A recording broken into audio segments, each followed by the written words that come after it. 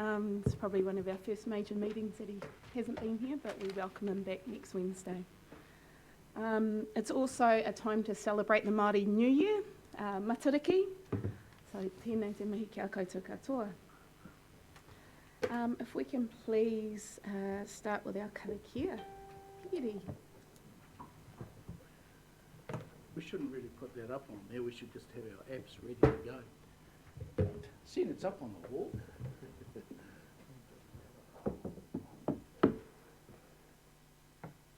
we please stand? Here we go. Just want to do something different. Let's go.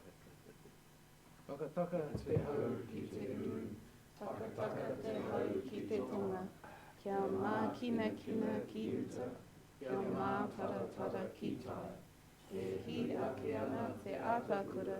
He tio, he huka, he hauhu, tige, Mauri roka. And there was a bit of tio this morning. Ai, there was. Kia ora. Thank you, Chair. Kia ora. Kia ora, Kiri. But I've made the order too. Ka wai, any notices this morning? No notices, thank you. House rules for today. So in the case of an emergency, we have 3 exits, tahirua toru.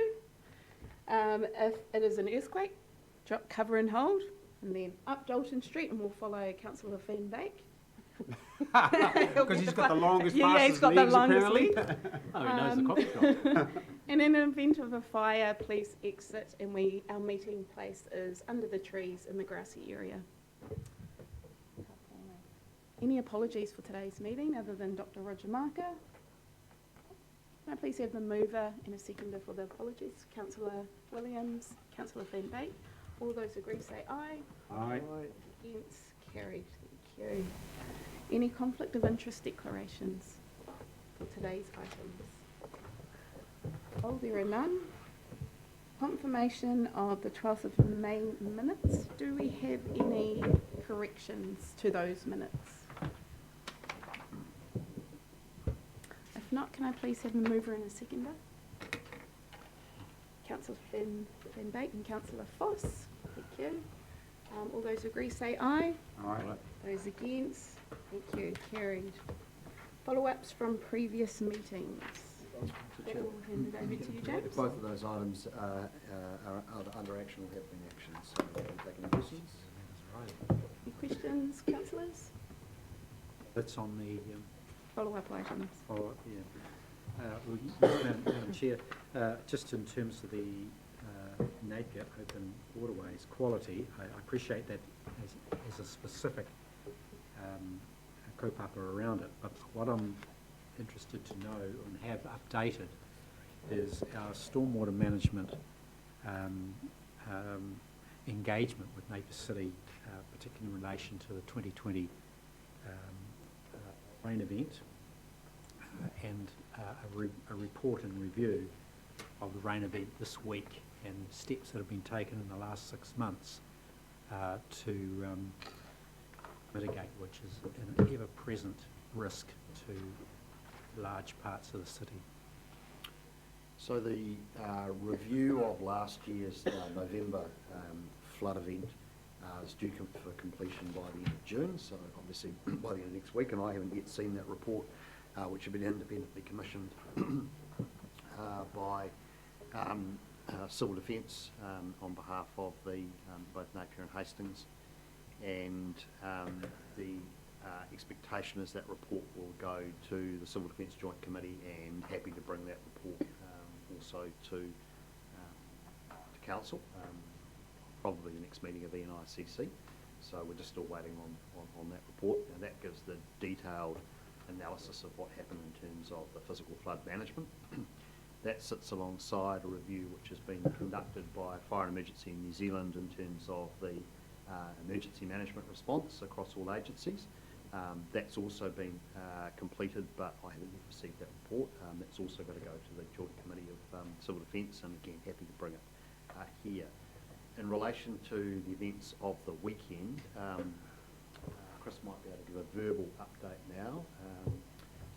I've just had a message from Napier City Council CEO, as we've been regular contact over the last few days about various flood issues that have been occurring, that they are planning on doing a hot debrief in the next few days in relation to the management of that event. So we can bring some information forward, but just sitting here right now, we're not in a position to present any formal information on those, unless Chris, you want to add anything? All I can add is in terms of our infrastructure, there were no particular issues.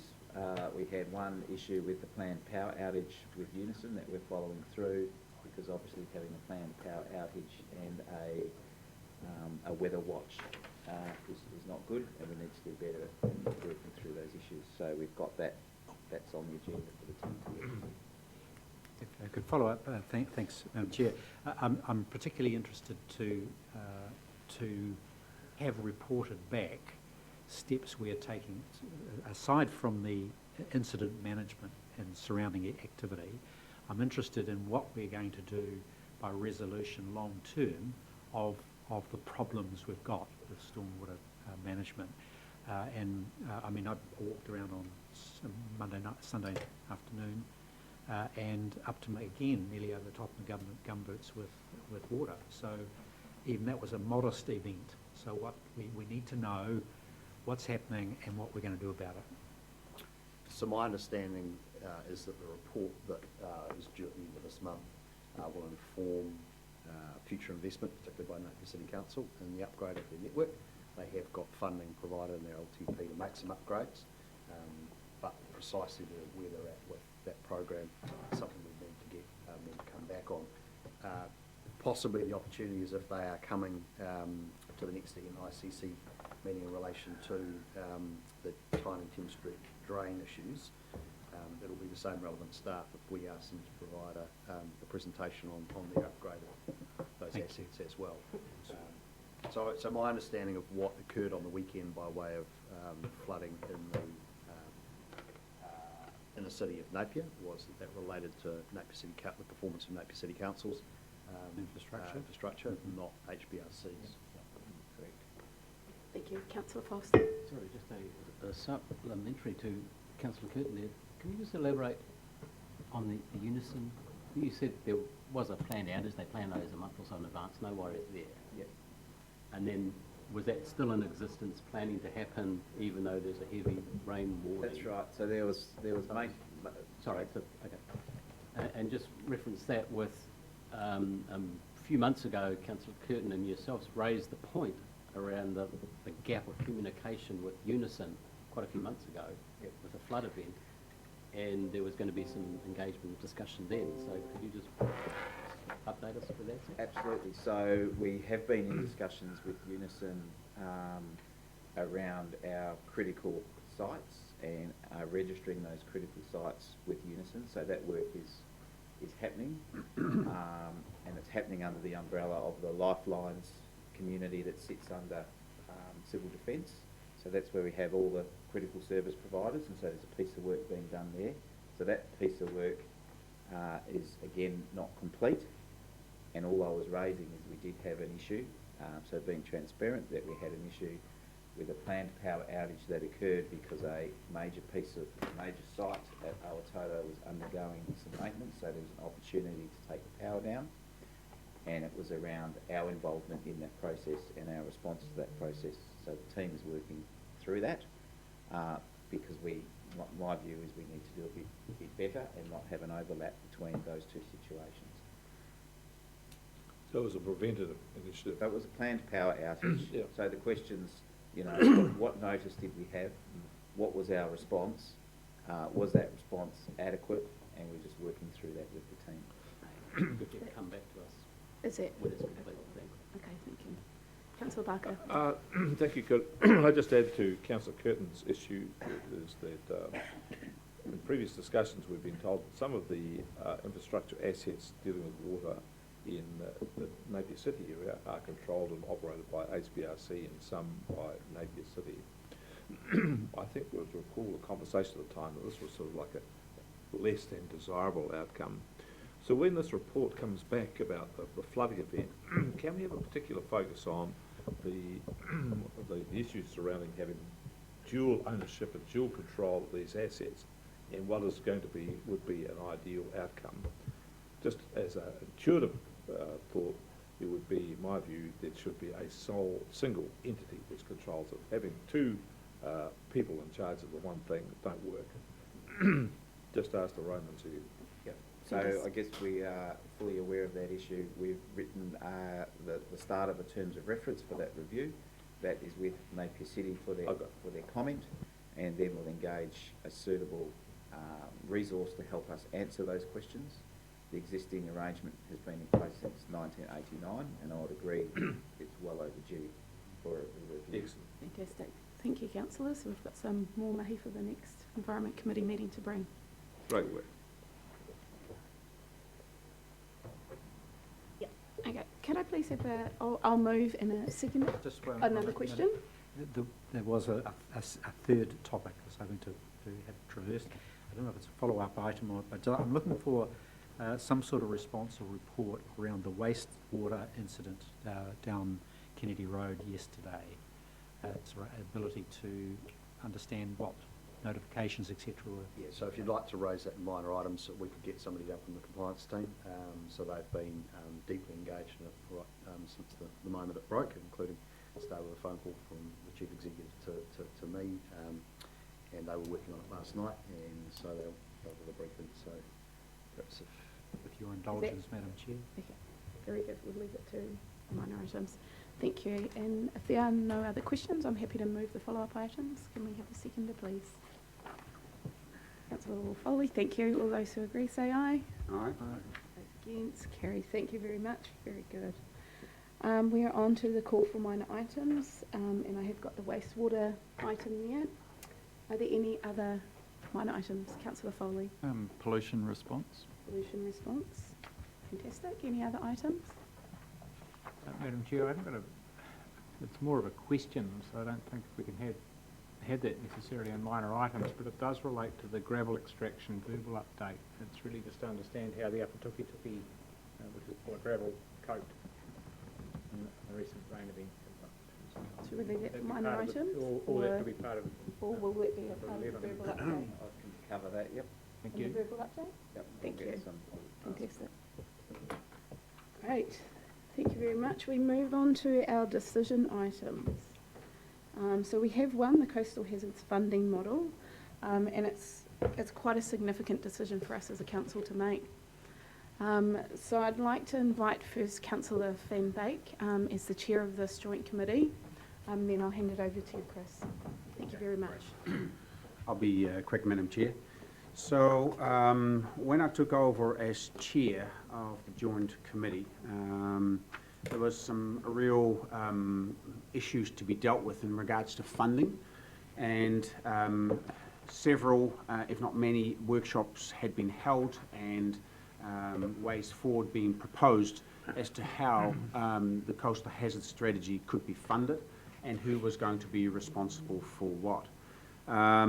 I must say the previous group of people, which are mostly still there as the TAG, together with the panel, Northern and Southern Cells, have done a fantastic job in actually developing a strategy going forward. And it is held up nationally as a very good strategy, and often we get comments around that, even to the point that we actually have to stop Simon and Steve going on the speaking tour because it's so good.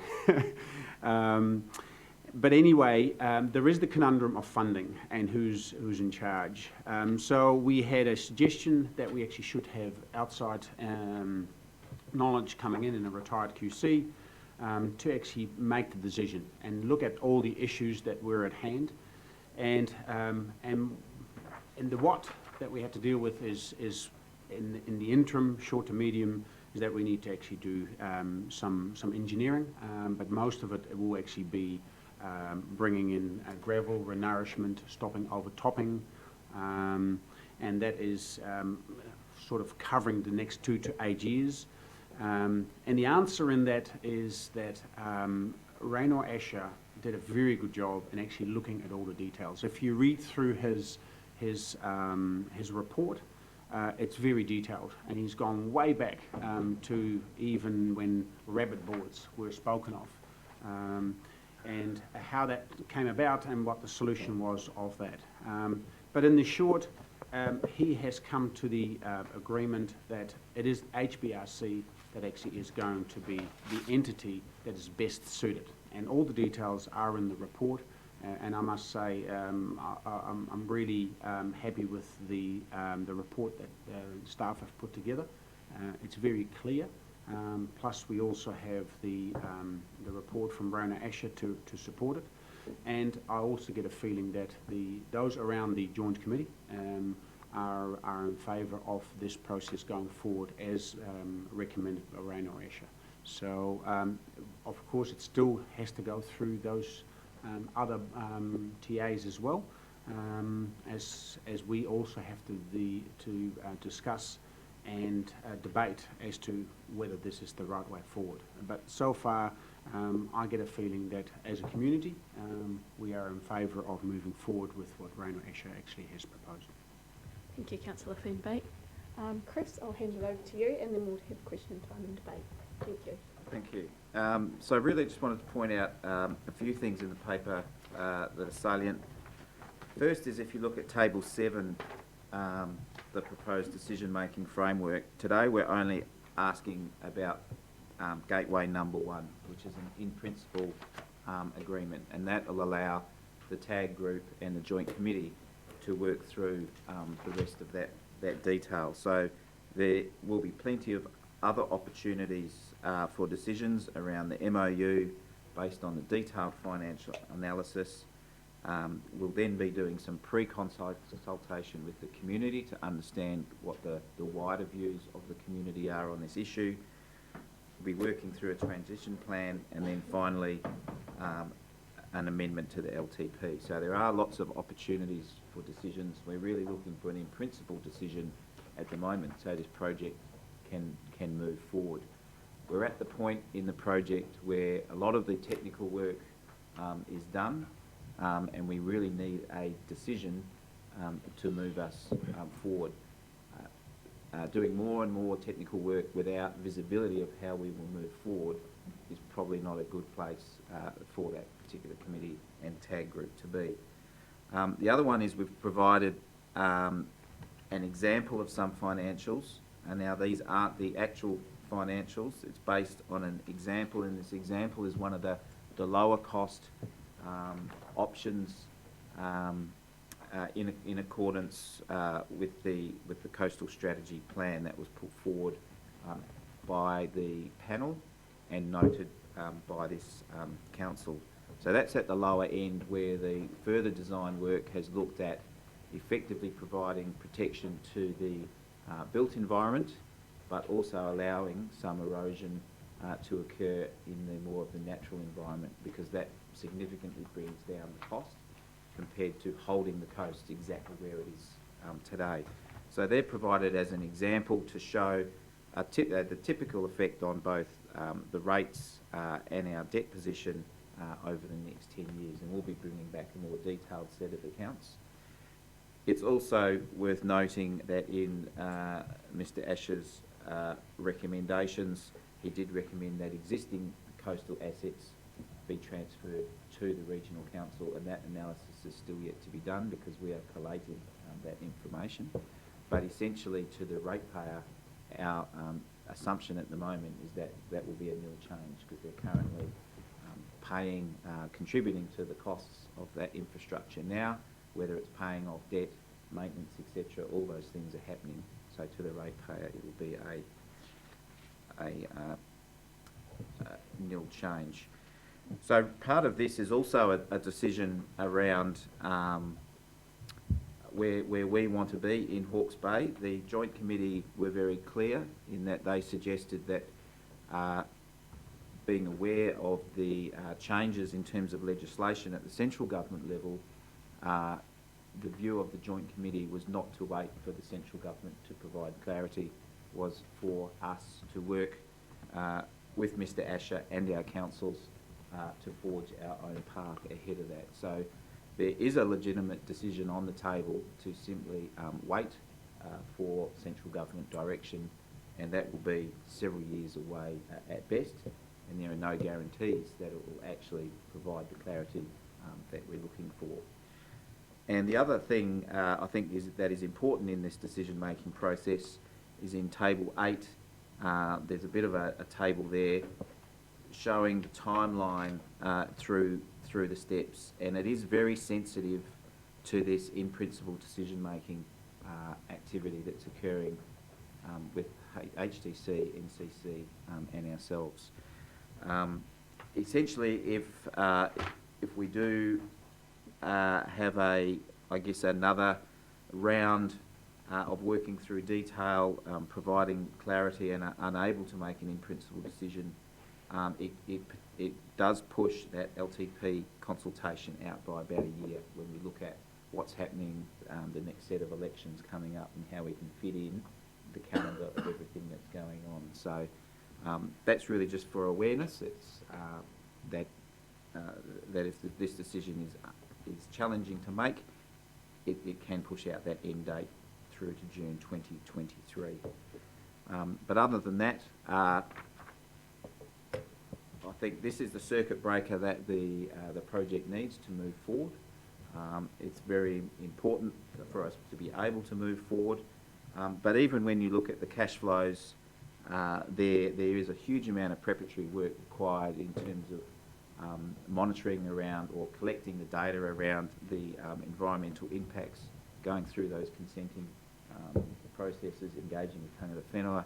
And so when you look in the cash flows here, even if we did make a decision today and worked through successfully all of those steps, we would be consenting or going through consenting activities for the first 3 years of the program, and infrastructure would start to arrive in about year 5 of the next LTP period. So that, I guess, just gives an understanding about the timing and the wind-up required for these sorts of activities. So I think I've probably said enough there as an introduction, and happy to hand it back for the debate. Just a final comment, this is the first debate on this matter at the Environmental and Integrated Catchments Committee, and we will hopefully then be taking it back to the July full council meeting for any further discussion. So there is a bit of a gap there, so if there are any extra questions and things, we can provide that information at the next council meeting.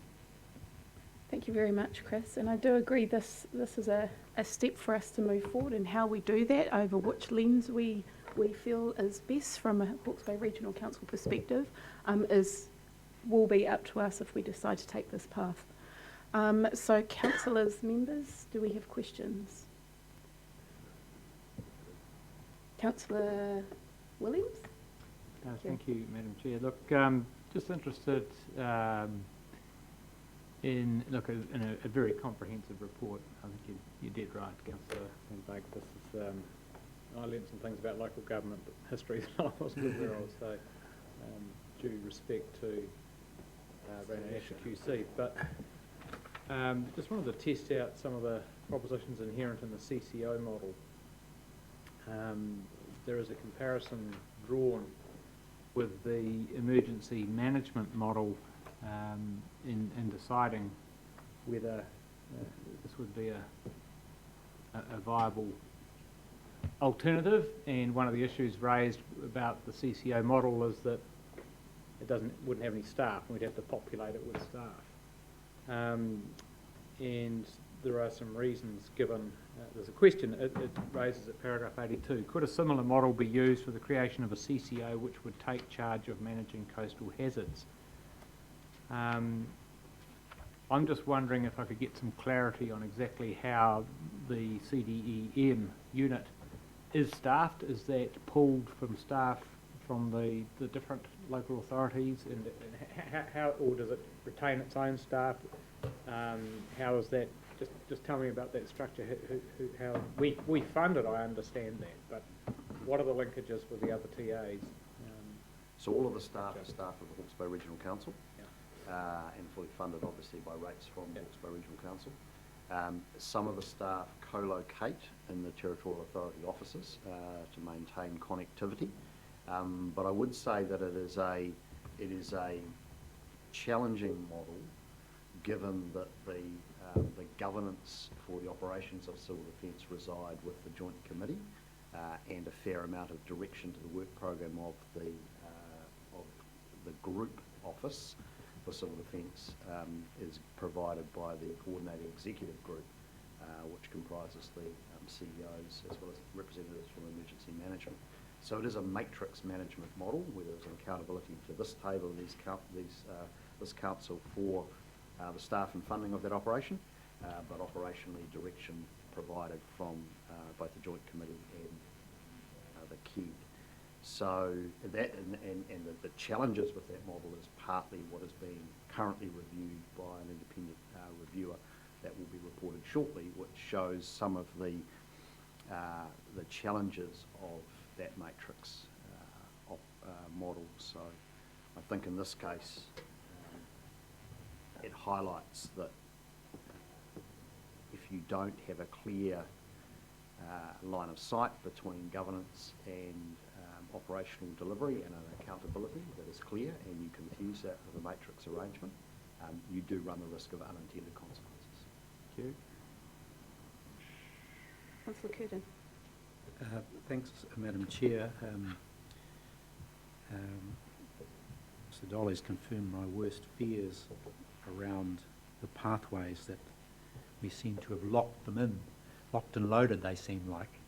And I've got a couple of questions for you, Chris. I'm going to paragraph 7 of the background discussion. In short to the medium term, the pathways generally involve beach nourishment programs, construction of groins to reduce erosion loss, build up of beach crest to mitigate risks, etc. Yep. Do you see that paragraph? Yep. Yep. Now, tell me, what's changed in the last half decade around the engineering views of staff as to that hard engineering solutions are a solution for the regional council? What brought about this road to Damascus change in view? In terms of this is the pathways of this program. Yeah, I'm assuming the staff are supporting them. Is that? Yes. So the technical advisory group and the joint committee support them. The report has been effectively signed off by joint committee as the way to progress forward. Staff have had a lot of input and a lot of technical input, but it is not a staff decision as to the response to both the erosion and the sea level rise. This process engaged heavily with the community and over a long period of time, and a large number of It really wasn't a question. My question was the staff's technical engineering view of this, particularly in relation to our obligations under the regional coastal plan. So the regional council's objectives. Why has there been this change, a switch? So are you suggesting that staff had a view that was different to the pathways? Yes, I know there was, because I heard it 5 years ago, 6 years ago. So I'm unable to comment because I was not here 5 years ago. I wasn't a staff member 5 years ago.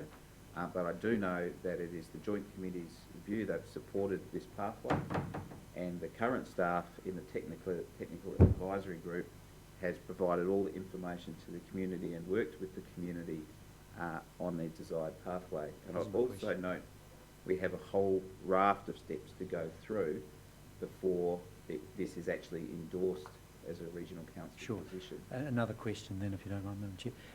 Can you advise council, the committee, that around the criteria applied to adopting the pathways, whether in fact this document, the New Zealand Coastal Policy Statement, was taken into consideration, and secondly, our own extensive document, the Hawke's Bay Regional Coastal Environment Plan, were they consulted in terms of adopting hard engineering solutions? Can you confirm that? So they have been. So there has been a work stream recently completed which is a consentability review, which specifically looked at the ability to move the pathway forward in light of those documents that you've suggested.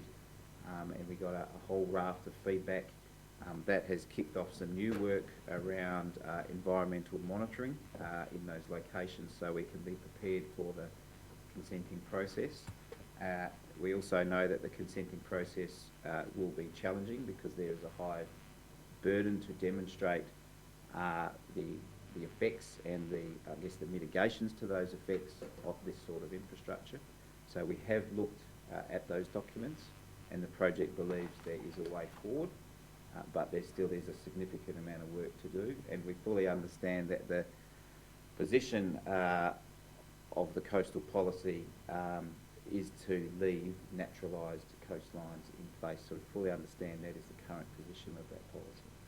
Finally, one final question, Madam Chair. Do you have comments? Look, I was just going to note that obviously very recently the revetment war at Hamoana and then 2 years ago the revetment war at Clifton both were consented under the existing New Zealand Coastal Policy Statement and under the Regional Coastal Environment Plan. So I'm not diminishing the challenges that Mr Dolly's referring to in terms of the consenting pathways into the future, but certainly the commissioners that have heard both of those proposals to date found their way through those statutory planning instruments to consent. And finally, Madam Chair, our Final. infrastructure strategy, Mr Dolly, in terms of priority, you've set out an expansive program mitigating climate change and the like. A 10-year plan for that, many millions of dollars. We're about to consider adding another $15-odd million to the pile. When you prioritise your infrastructure investments in pulling together the strategy, where will you rate coastal protection versus the likes of a Purumae resident standing in their gumboots being asked for $110, and that's what this does, a donation of $110 to protect 21 properties in Hamoana? So at the moment, of course, this doesn't exist in our infrastructure strategy because the Regional Council has not made a decision to deliver this sort of infrastructure, and it's currently being delivered by the district councils. And I think the fact that the Hastings District Council is currently constructing a piece of the puzzle means that to its residents, it is a high priority. In terms of the financials, I would like to point out that the financials were provided as an example, and there is a footnote to the rating impact suggesting that the table is not the way that the funding would be implemented. It is to provide guidance as to the scale and size of the rating. And of course we need to go through a lot of discussions around the private and the public impact to that rating, but it's been provided here as just a lump sum to every rateable property. So we'll not be asking residents in Purumae to fund $100. We'll be working through, just as we do with our flood protection schemes, to carefully consider the benefit being received, the affordability that those beneficiaries have in funding that benefit, and also the general benefit to the community. So it is quite complex, and we're simply not saying that Purumae residents or any resident would fund if there wasn't benefit for them. And also, I guess, a reference to 18 properties at H18. This particular strategy does not cover the H18. They are currently working with us and the Hastings District Council to fund their own solution, and they were specifically excluded from the strategy because of the position that they're in. But you're right, there is a big discussion to have both through the pre-consultation and the consultation to understand the views of the wider community, and that is a step that we still need to take and we don't know the answers to. In terms of the priority of the people along the coast, it is something they are greatly concerned about, and in many of the pathways we do have to manage retreat from those particular areas, because even this strategy is a short-term or a short to mid-term response to what will be a significant issue for everyone coming forward. Thank you, Chris. A very comprehensive answer. Thank you. Councillor Foley. Thank you, Chair. I just want to be clear about, I guess, what we've been asked here to sign up for, and just, you said then, Chris, about the retreat, and I guess I'll start with in point 4, 2.1, the first recommendation from Mr. Asher, and it states, Hawke's Bay Regional Council takes charge of all aspects of the prevention, and then it says mitigation. Now, if we've prevented it, there's nothing further to mitigate. To me, that's quite a powerful statement, and so I ask again, exactly what are we signing up for then? And then when it starts in the discussion, point 5, it talks about adaptive pathways. And then in point 12, Mr. Asher was tasked with how to fund mitigation. So I just want to be clear, what, if we're going to prevent all coastal hazards, and, does that mean we pull out all the stops at what the coast can throw at us? Because that's how I read it. Yeah. So to clarify, the intent of this paper is around the Clifton to Tongai coastal strategy, which is bookended for the two ends of Hawke's Bay, so to speak, in the most populated area. There is the ability for that to expand both to the north and the south and cover the full of Hawke's Bay coast in time. But the intent of this is to take the strategy forward, and the strategy is currently a response to erosion and sea level rise in particular areas. Although the language, it could be interpreted as a much wider view that we take on every aspect of mitigation and adaptation, that's not the intent. It's simply the scope of the strategy. Councillor Foley, so it looks like you have a follow-up question. Well, my follow-up question was about the north and south of that region, and so, why was it decided just there, and there'll be other residents outside of that? Yep. Wondering, where do we fit in all of this? Yeah, absolutely. So, the project commenced back in 2014. So, I guess it looked at Clifton to Tongai because it's, I guess, one of the most significantly populated area, and there were a number of hotspots all along that area of the coast. Part of the reason we probably didn't elect to take on the whole coast at once is we just wanted to understand a rationale for moving forward. And so now we've got a very good rationale and methodology in terms of the technical work, and that can easily be replicated to the north and to the south. But we still need to resolve this particular issue. So even with 3 councils and Tangata Whenua involved, it's been quite challenging. And I imagine if we had 5 councils and Tangata Whenua involved, it would be even more challenging. So we fully appreciate there are issues in places such as Porere, and we're providing advice to Central Hawke's Bay District Council on those issues.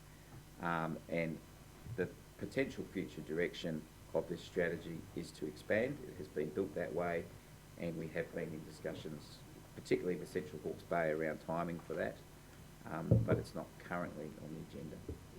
Chair, if I could just perhaps add on that, the conversations with both Wairoa District Council and CHBDC have been premised on the view that they would like to join the strategy in time, but wanted to see these issues around jurisdiction and funding mechanisms worked through between the 3 councils involved here first.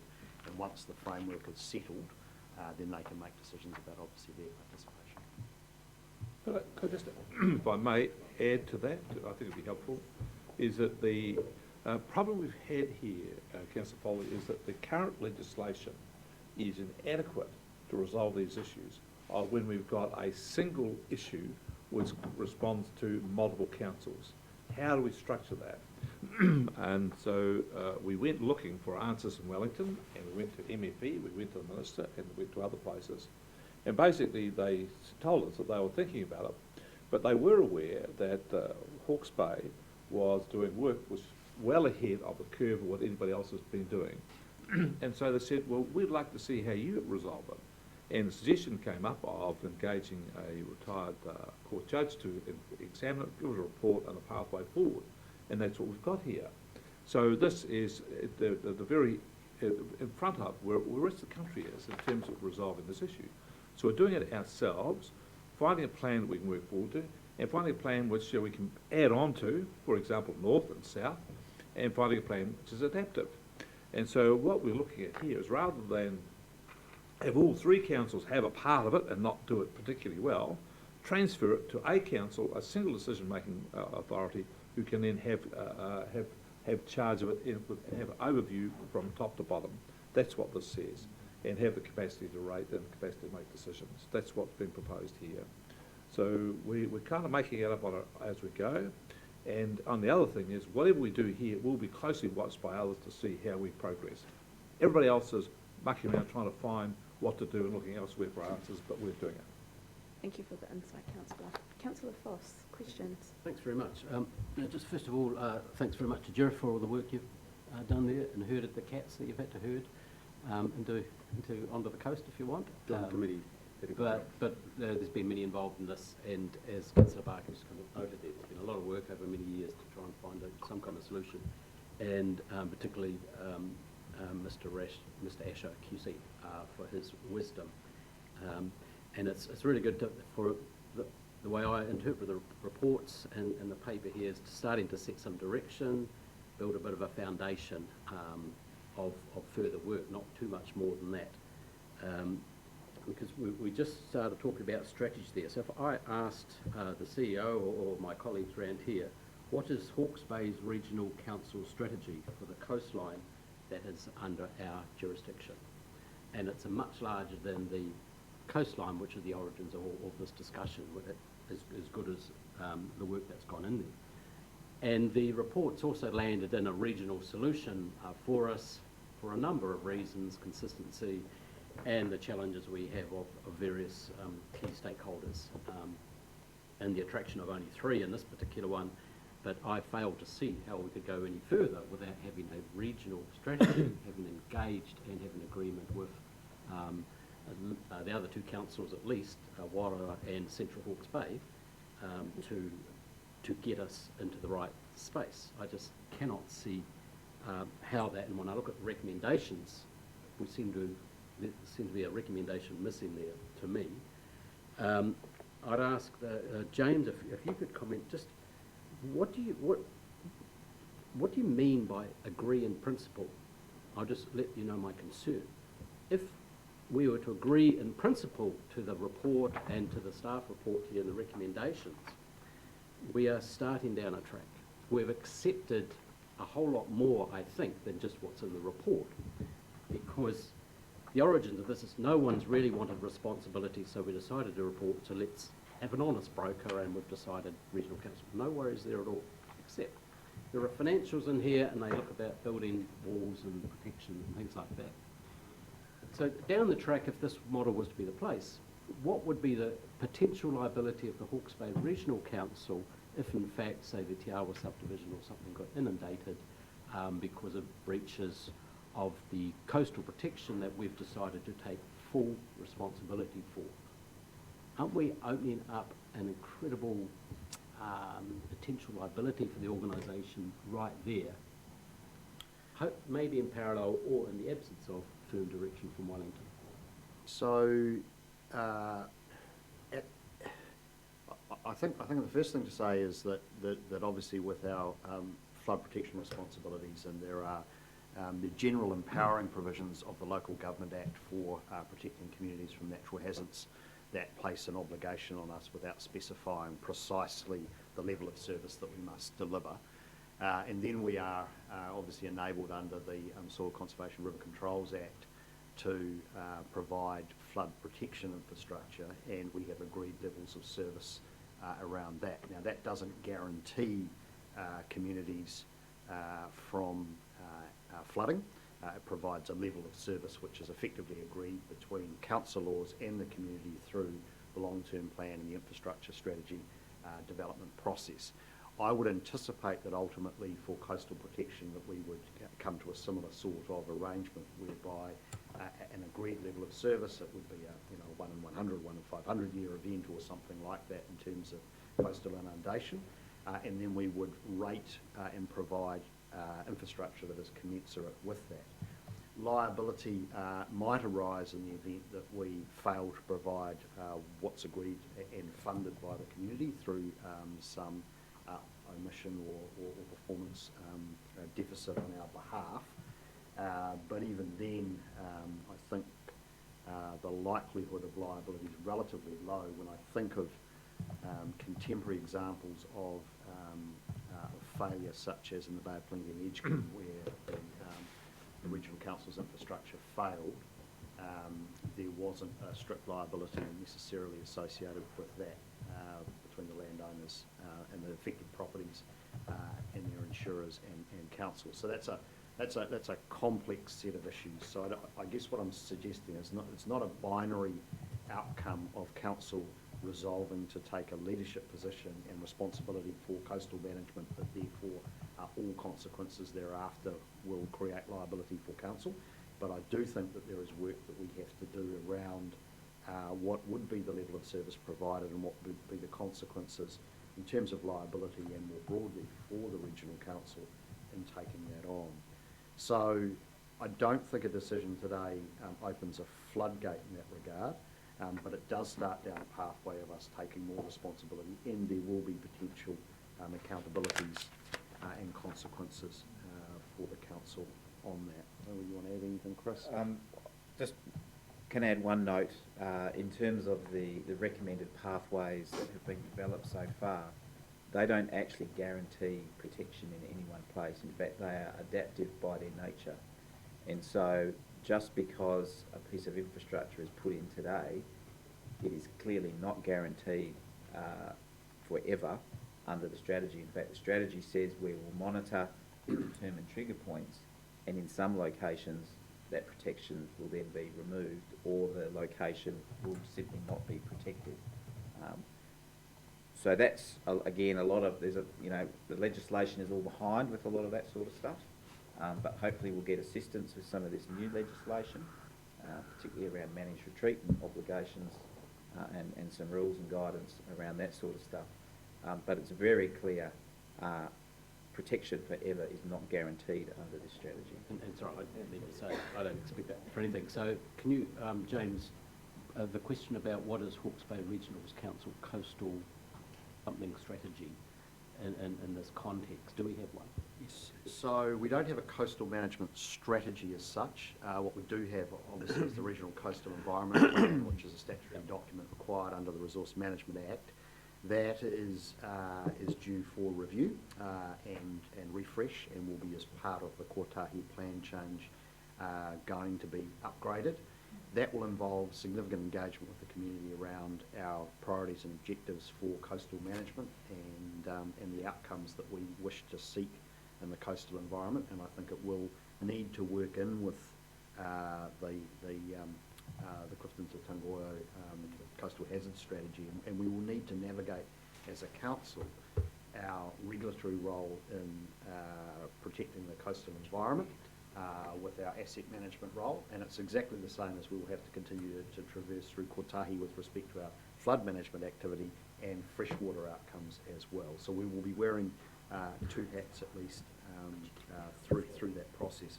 And I note additionally, obviously, that in the time frame that we're working to for the refresh of the Coastal Environment Plan as part of Kotahi, we are expecting major legislative reforms which will have an impact on our terrestrial and freshwater as well as our marine environment, as well as expecting a Climate Change Adaptation Act to be enacted that will place presumably some obligations and responsibilities on councils as well. So it's going to remain fairly fluid through this period, and we're going to need to be fairly fleet of foot, I think, to navigate all of that. Okay, thank you. Finally, to use Councillor Curtin's famous words, just because even there seems like a whole lot of risk analysis should be undertaken in this space on our behalf before we go down this route in principle or otherwise. And then the final comment is there seems to be a little bit of urgency here about the LTP time or a, what do you call it, a LTP amendment.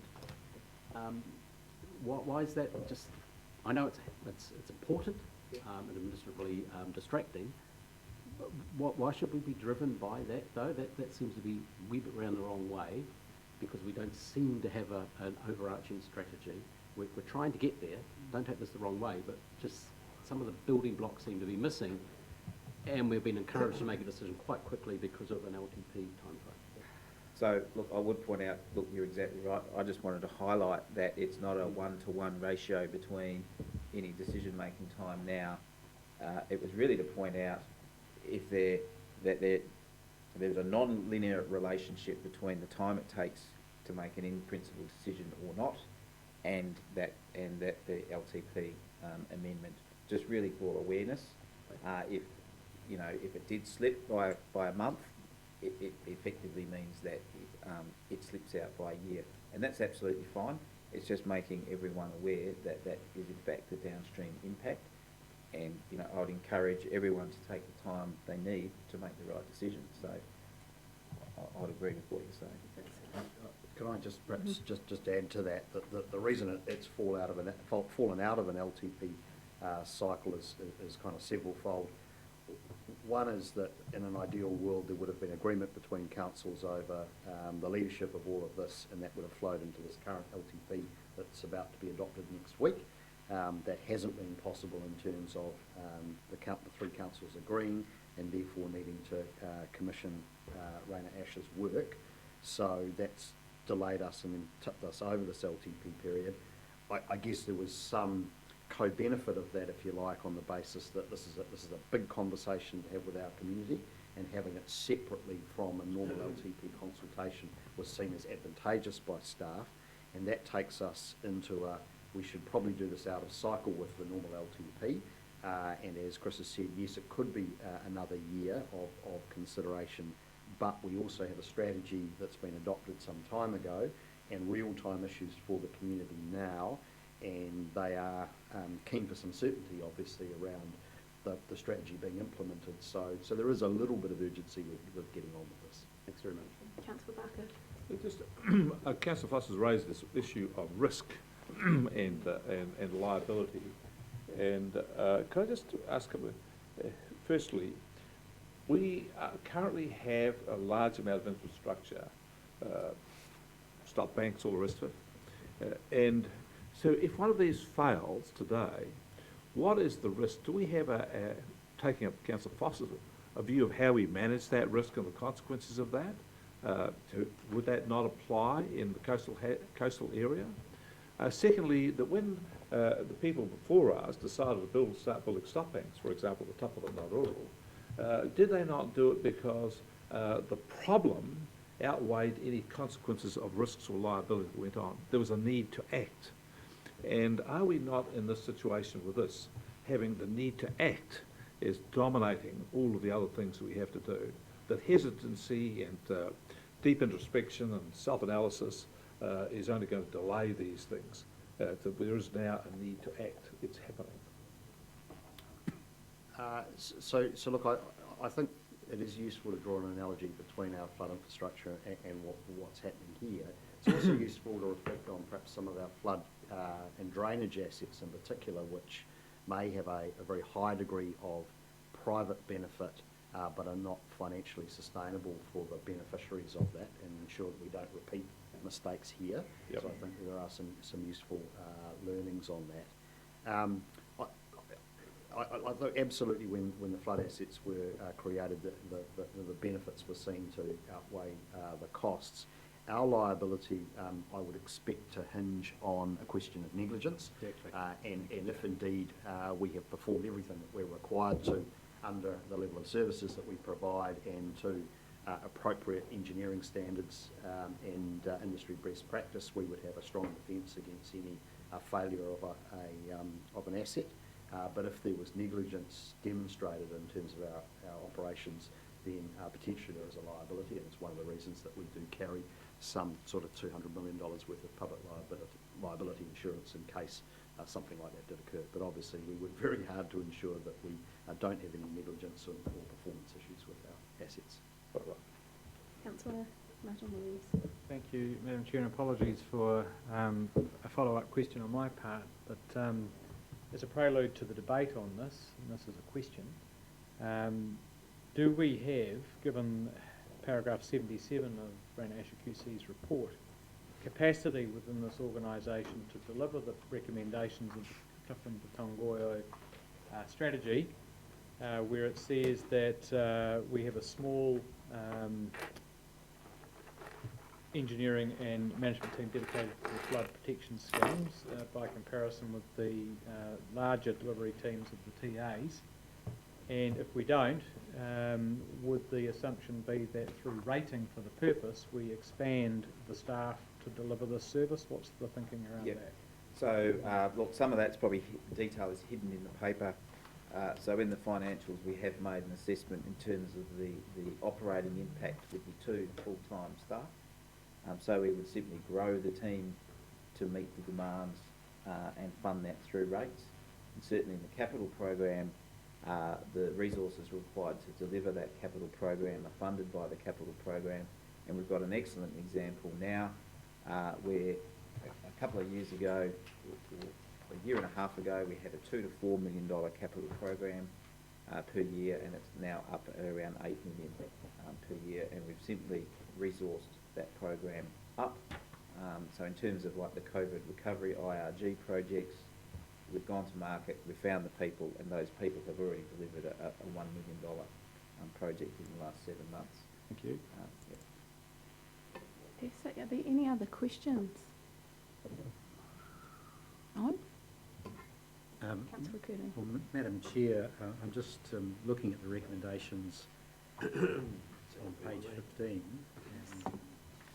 I just find the recommendation 2.1.1.2 in terms of the memorandum of understanding to be, I think, incompatible with Justice Asher's recommendation, and that he's asking the council to take on full responsibilities. He's quite adamant and firm about that, and yet here we've got a recommendation which includes what looks to be an arrangement between councils as to what that looks like, and I'm suggesting a very minor change to that recommendation. So instead of a memorandum of understanding, a memorandum of transition is the shape of that discussion. Mm-hmm. So that's 2.2. Yes. Direct staff to prepare a draft memorandum of transition. Yes. I guess That we'll alters get to- I think it's the equation grammatically, and if that, with that recommendation, if that change, I'd like to move the recommendations, Mr. Chair. Chair, before you accept that, can I just test with Mr. Dolly a question on that? Yeah. I would anticipate that on an enduring basis there will need to be collaboration and coordination between the 3 councils, given the dependencies between the coastal protection works and things like subdivision and ongoing operation of council assets. Would a transitional memorandum preclude that? And do we need to have something more enduring? Yeah. So look, I think the intent of that MOU was to describe between the parties how the transition would occur and what each party would do, and we very much want to keep an equivalent to the joint committee without decision-making powers as an advisory committee, because we believe it's really important that the whole community contributes to the program and the priorities in the program. So I don't believe by changing it from a memorandum of understanding to a memorandum of transition provides a problem. We can simply incorporate those details into that. Quick question, can I just, for clarification, would it be, if we have a memorandum of transition, it would imply that the decisions are made to support the transition. Yep. So it's doing 2 things at once, saying we agree with the transition and this is how we're going to do it, rather than have it done in 2 stages. Would that be the case? I think it would provide a very clear signal, as you say, that that agreement is there and we're on the bus, pending all those other decision gateways that still need to be worked through. Exactly. We have another question. Thank you, Madam Chair. Taking Councillor Curtin's question back to Ranarashikusi's paper, the memorandum does quite a lot more than transition. Paragraph 135, I would envisage this memorandum would include agreed positions on key matters such as the ongoing role of the advisory committee and its membership, any financial contributions to operating costs from advisory committee members, and the future ownership and maintenance of existing coastal hazards. This is going to have to be, in fact, I think, if there is a flaw in this paper, it is deferred the devil, which will be in the detail of that memorandum. The hard stuff is actually going to be in that memorandum, and in fact it's possibly just kicked that can down the road. In other words, how are we going to support financially decisions that are made by the HPRC rating when different TAs may have different claims and aspirations and priorities. So it's way more than transition. But that wouldn't mean you couldn't include that there be a memorandum including transitional arrangements.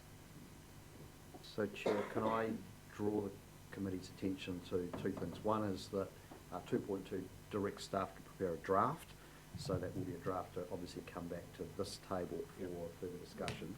And under 2.1 it refers to agreeing in principle the outcome of the review. And it was the committee, the joint committee, that endorsed the findings of the review. So it's not asking this committee to also endorse the findings of the review, but it's agreeing in principle to the outcome of the review, if you like. So I think on that basis there's enough flexibility for this council to determine which parts of the review it wishes to take into that memorandum of understanding and take forward. So you're not, I think, being bound today to necessarily the prescriptive recommendations of that review. That's certainly something you'll want to consider once you've got a draft MOU before you.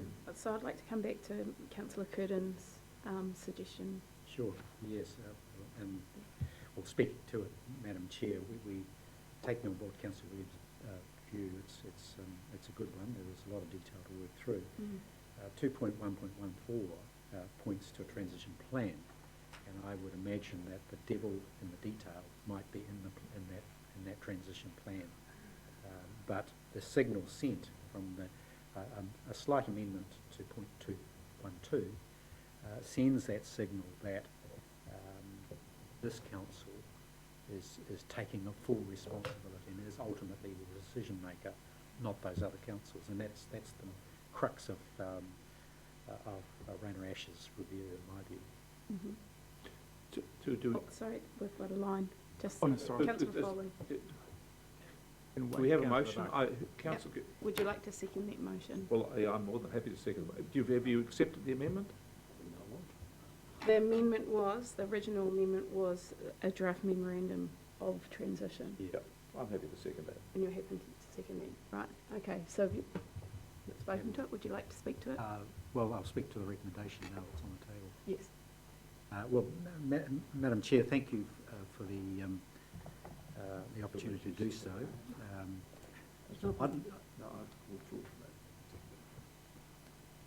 Yes, thank you. I'd just like to comment on the report initially.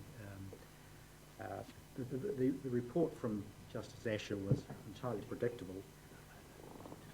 As part of his accommodating career, I'd suggest that he's done this, and he's got a great depth of knowledge on local government. So I'm seeing that. But I think what potentially he's missed in his report, and he refers to reports of council and policies of council, but he doesn't include, which I would have thought was the critical report and critical policy around coastal management. So referencing Local Government Act, referencing the Regional Resource Management Plan, but then not to reference the Coastal Management Plan was, in my view, an error on his part. But he's landed in what I think is probably the best outcome we can achieve in the circumstances. The community's looking for a solution. What we've had are too many people in the room.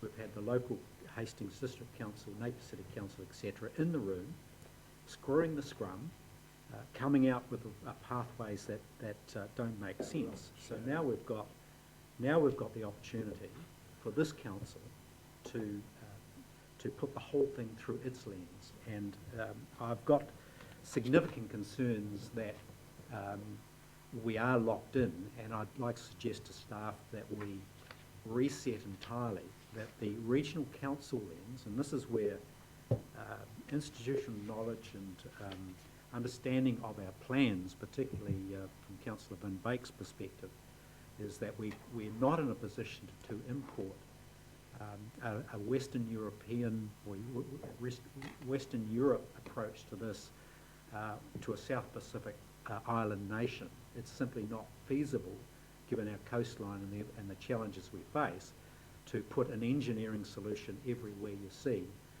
the coast coming to meet us. It's just not going to happen. The regional council lens, the Hawke's Bay Regional Council lens, is dictated to very substantially from the New Zealand Coastal Policy Statement. And if you read that, the objectives that are very clear to us. That's our mandate, to maintain or enhancing natural, biological and physical processes of the coast. Preserve the natural character of the coast is objective 2, the coastal environment, protect natural features. Objective 3, to take account of the principles of the Treaty of Waitangi.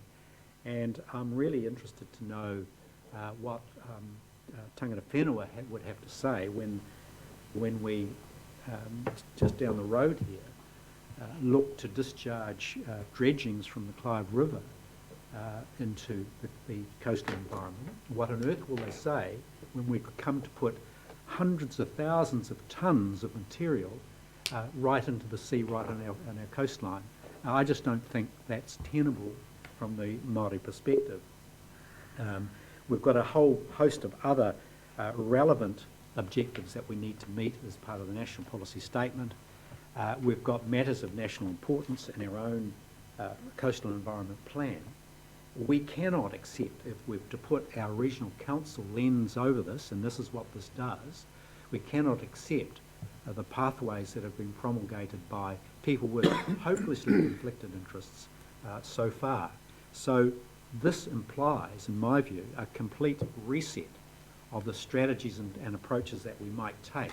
And I'm grateful to Justice Asher for arriving at a point where we say, let us take charge of this. We will do it, but we'll do it our way and in a way which makes sense for the environment. And I'm grateful for my colleague, Councillor Williams, for providing me with this. It's my Bible now, and I'll just read. Are you in the New Testament? I'll just read. You've got 30 seconds, Councillor. I'll just read finally, Madam Chair, from it. Sustainability, literally the ability for something to continue forever. In the context of this book, he says it refers to the capacity for humankind, the biosphere, to coexist permanently. Well, we're not going to coexist permanently with engineered structures on the coastline. It's simply not tenable. So on that note, Madam Chair, I'm very comfortable supporting the resolution that this council takes charge, that we call the shots and we determine what that protection of the environment looks like. Thank you. Councillor Barker. Could I just withdraw my seconding of it in favour of Councillor Van Beek, because he chaired it, but I thought it's appropriate for him to do so. Right. I'm sorry, I should have agreed. So going back, do we have a seconder for Councillor I'll second Curtin? Thank you. Albeit we're on the same team. I I didn't fantastic. ask for it. Please speak to it. Okay. It's not Councillor Van Beek's ideology to have hard engineering on the coastline. That's one thing for sure. I may have some interest and have some knowledge about that, but I fully understand that we actually have to work with our environment, and that's always my key objective by being here as a councillor. However, I've spent considerable time with QC Rainer Escher, and I found him to be very thorough in going forward, and he's absolutely right. There's only one entity that really should be driving this. And where this will end up, we have a really good strategy I've spoken to before, but that's adaptive, and we have to be. As climate is going to be throwing curveballs at us, we will have triggers that we have to abide by. We will have some crises that will occur that will actually prompt us to actually move faster on our triggers. We won't be aware of what actually will be happening in the future.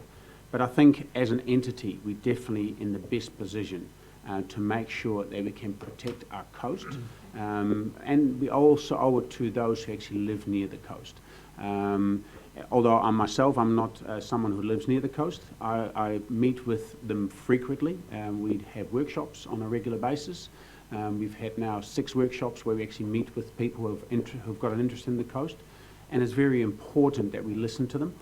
But to do nothing is actually more expensive from a ratepayer's perspective than actually planning what we actually have in place through the strategy. So on that basis, I support the strategy and I support the recommendations that are being put forward by staff, and I look forward to a positive outcome in time to come, also from the other authorities, Napier City Council and Hastings District Council. Thank you. Thank you. Any other speakers? Councillor Foley. Thank you, Chair. Yeah, Councillor Foley. Could I please just move a further amendment, and that's with regards to everything I've heard this morning, and thank you to Councillor Van Beek for his involvement, and he just used the word adaptation again. But in response to Councillor Foss's conversation around risk and liability, and then Councillor Curtin's talk on protecting the environment just as much as anything, could I please move an amendment to change 2.1.1.1, the word prevention to adaptation? Do we have a seconder for that? So, sorry, Chair, Yeah. can I just note that is simply this is a recollection of what was recommended by the report, and that subsequently the joint committee endorsed. So it's a statement of fact. It's not a statement of position by this committee. So the only statement of position by this committee is that first section, which is agreeing in principle, and then the last bit, which is directing the staff to prepare the draft memorandum. So it would be odd to try to rewrite what the report said or what the joint committee subsequently endorsed. Councillor Foley, would you like to make a different amendment then? If we can't Well, change I what guess was put in the I guess I've just been recommendation. told I can't amend it. Well, it's hard to change something that's already been Yeah, I guess resolved. my point is I'm just uncomfortable supporting that terminology based on everything I've heard said this morning. So, Chair, perhaps without resolution, we can take those concerns on board and ensure that when the draft memorandum comes back, there are some options for Council to consider in terms of how it might wish to take forward the recommendations in its own way. Yeah, is that sufficient, Councillor Foley? Unless anyone else got. Well, Madam Chair, could I speak to the potential for an amendment? Well, hold on, we'll just go with Councillor Foss first, and then we'll come back to you. Thanks, and thanks, James. I think that's a worthy solution, but can we please minute that in here? Yep. Because you're right, we can't, it's not right that we change whatever those outcomes were, but we can note it as a we request or we direct or whatever, because I wanted to pick up on that, and your comment earlier when I asked the question about at the same time inform us as to your work on the overarching coastal hazard strategy, and that's to bring them together. Not saying one knocks out the other, but it's just in the context of that. Yes. And as well as, can we have a recommendation that notes this? Because I'd second that to make it happen, please. Or we can just note it somewhere down there. If we can minute it and make sure that when we do go through that process, that has been minuted. Yes, thank Well, you. just speaking to the potential there, I have some significant sympathy for Councillor Foley's view on that, and I'm probably at odds with the Chief Executive as to whether in fact this recommendation does, or we're obliged to adapt, or that adaptation as a substitute wouldn't offend anyone. So I guess just my concern was with the integrity of the report itself by Mr. Asher and the committee's own recommendations through here. Look, I actually share the reservations of councillors on this, and I would be more comfortable if we were adopting the recommendations, which we're not, but if we were, to refer to taking charge of all practicable and affordable aspects of prevention and mitigation of coastal hazards, because I agree, as it's currently drafted, that we take charge of all aspects of prevention and mitigation, it does open up a very, very big responsibility. So I think when we come back with a draft memorandum, we need to refine that down. That's exactly the point. There's still stages and gates to go through in which we can determine and clarify in detail that. Councillor Barker. Can I just speak, because I just think we've got ourselves unnecessarily tense about this. Could I just start from way back? I first became on this issue with the communities of Te Wanga and Haumoana about 20 years ago, when the first plans came out about what there was the lines of, put lines on maps about with the red zone. And then at that point the community was confronted by councils milling about, pointing at each other as whose responsibility it was. So the regional council said to do this, local council did, and they were frustrated that no one took responsibility for it. That's what it was. And that has continued for 20 years. What this signals here is, firstly, a change in direction. For once, we have a journey being pointed to. It's going to be a journey. We haven't got to the end yet, but we're deciding to start a journey. And the journey is going to be that there will be a single council with responsibility, not multiple councils. And I think the public will welcome that. Yes, it comes with risks, it comes with responsibilities, all of that, but from the public's point of view, to have one place to go about these issues is a huge advancement on what they were before. It is a journey, and it's going to be an iterative process. So this is just in principle, and there's going to be memos and drafts and all the rest of it. We've got to work our way through all this detail. We can't get to the end in one jump. This ain't like Stargate. We aren't going to go and walk 5 to one end point. It's going to be a journey. And all of the things that we have angst about, we'll be able to resolve. And there's plenty to have angst about, let me tell you that. We've got to worry about what central government may or might not do. We can't wait for central government to do something. They might take them 2 years, 5 years, 10 years. Too late. The problem is here. The problem is now. We have a responsibility to our community to take a lead and to act. The other worry I have about this is just like we had with civil defence. The council said, oh yes, you take over our responsibilities and you therefore have a single rate in place. And we all expected the local councils to have a drop in their rate to take into account for what we were going to do centrally. Didn't happen. So we've got this to work through. Make no mistake about that, there will be some shuffling backwards and forwards on this. But we do have direction. The last point I make to you is about this, is that nothing here will be agreed until everything is agreed. So all the worries we have, we will do. If at the end of it, we get in front of this council, gets in front of it, a plan which people find unacceptable, it won't happen. If we get a plan in front of Hastings or Napier that they find unacceptable, it won't happen. So this is, you should look upon this as a negotiating process. But the last key point I make to you about this, I'm sorry, it's the second last. last. Finally, I didn't take as long as you, Councillor Kidd. But the thing that I really admire about this is that this is going to be there's some tough decisions made here, and there's an appropriate place for tough decisions.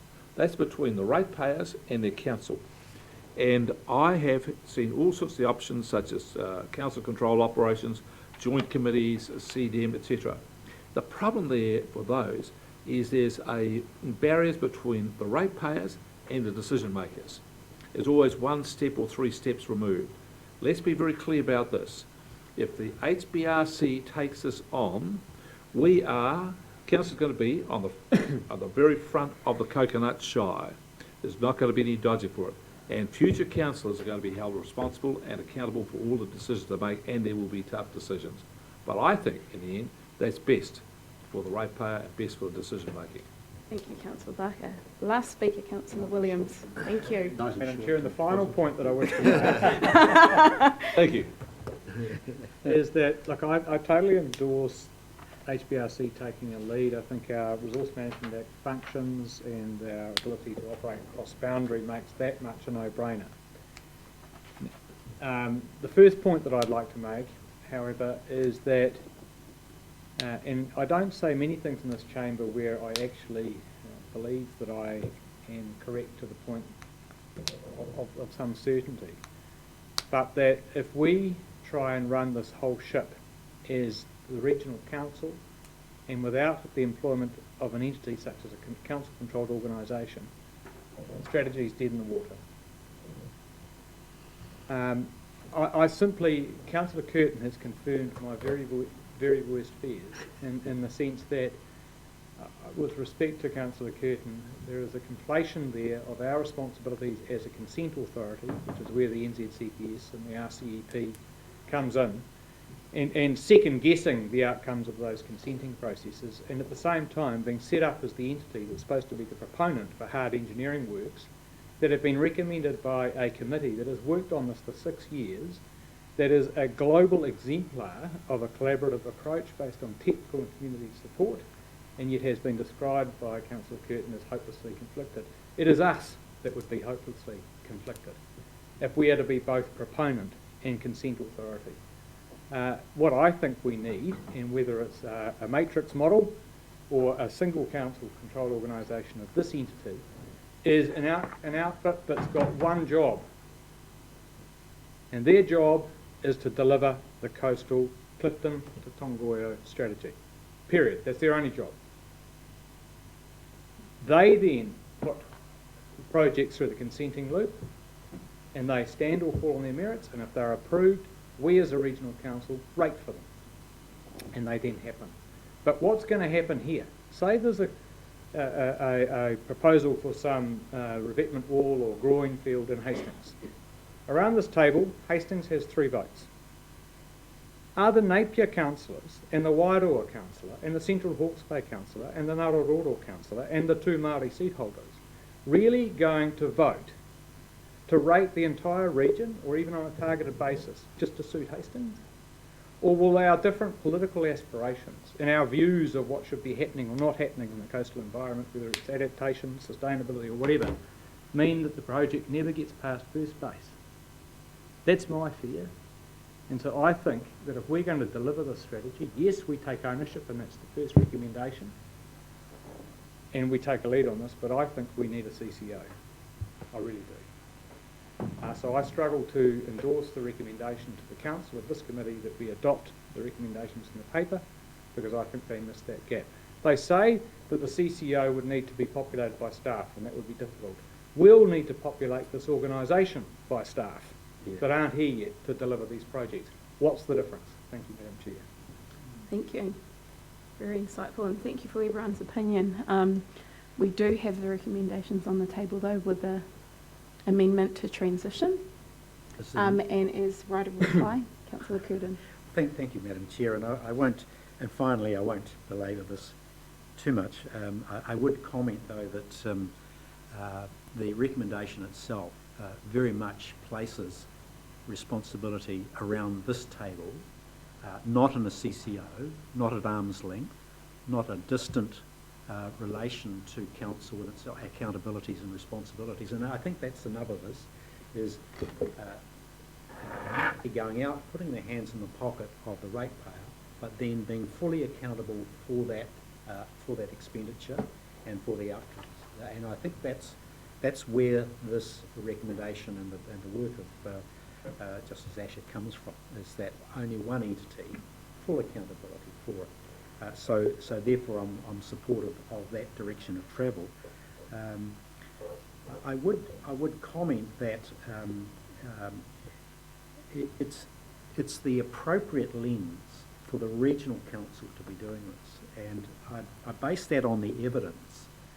The evidence is very clear, and I'm looking at the report around the Tiawanga Hamoana area during the earthquakes experienced subsided as opposed to being elevated, which was occurred in Napier further north. What happened is there's an increase in hazards, and in part accounting for the persistent problems of the coast. So what we've got are natural processes occurring that are persistent long-term, and that is the struggle we need to deal with. And if we think we're going to impose temporary solutions on that, we are deluded. And that's the lens that needs to be cast over this, is to say what actually is happening in the environment, how do we mitigate that? One of the objectives in the national policy statement talks about managed retreat. Well, that seems to have gone off the radar in terms of pathways. So I think we need to have that sort of reset taking place, and this is the opportunity to do it. Finally, with only one party in the room. At the moment, we've got multiple parties, and that's why we won't progress. We will with this council being in the room only. Thank you. Well, it is now time to vote. So those who all support the motion that's on the table with the change of transition, please say aye. Aye. Those against? No. No. Would you like that recorded? Yes. Thank you. It has been carried. Thank you, councillors and members. Yes, 2 against. Ka pai. Well, that was a heavy one. That went around a bit. But hey, but it's not easy, and we don't there expect finally. it to be. Yeah, and we've got many more gates to go. Fantastic. So we're on to our information and performance monitoring items. Number 7. Can I invite Te Kaha up, please? Who will be presenting on the Tangaroa Tohu Mana, Tangaroa Tohu Mauri Marine Cultural Health Program presentation. Tēnei te mihi ki a koe.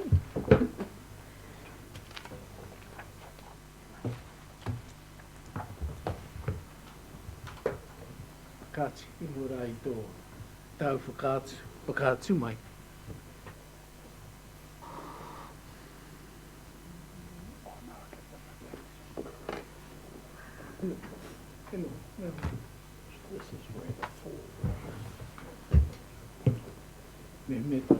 Me ka tū tāua, me pehe te tikanga mo te koru. Hoi anō tēnei te mihi ki a koe rā. Hoki mai rā. Hoki mai rā kei rutu ki tēnei whare. Nau nei tēnei whare, ngā tau ko paharea kene. Whenua e te rangatira, me ki a riau nei mahi kei runga I tēnā te whakataunga mai o ngā kaipuke. Tēnei te mihi ki a koe. Tai hoki rā ki ene o ngā mahi nau nei mahia mo tēnā taunga me ki rai mo tātou e noko kei mui au di tēnei.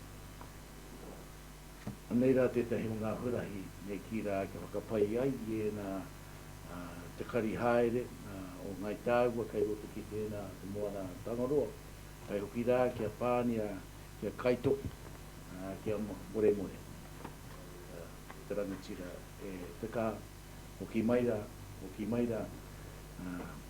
Katai nāu me ki rā te mihi tāu nei tuahine te hako I te roto ki tēnei tu āko. Koe anō, te rangati. Ngā taumaha tangu kei nungi a koe, aria mai I konei rā, kia tangi ai tāu anei. Tāu mahi miharo hoki, I te taha o tēnā te Aotearangi, tēnā Tārati. Kia whakaoho mai, ngā karu, ngā whatu, o nei te tangata e noho nei. Kei nungi a matariki e tau nei kei nungi a tātāu. O reira, nau mai, hoki mai, tēnei te mihi atu.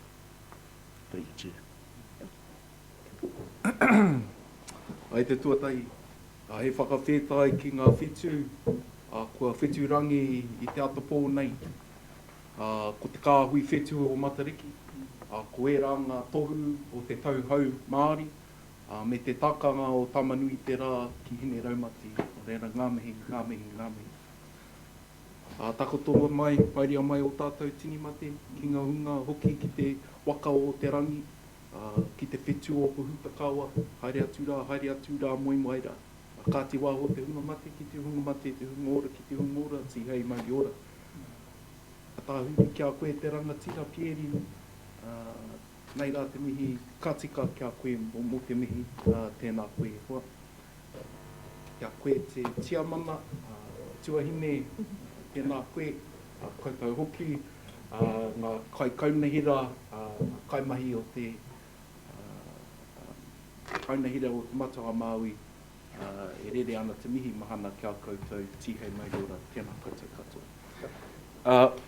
Thank you for inviting me along to present this kaupapa, Marine Cultural Health Program, Tangaroa Tohu Mana, Tangaroa Tohu Mauri. The Marine Cultural Health Program is an initiative, a kaupapara, driven and undertaken by mana whenua of the Ahuriri area working in partnership with the Napier Port.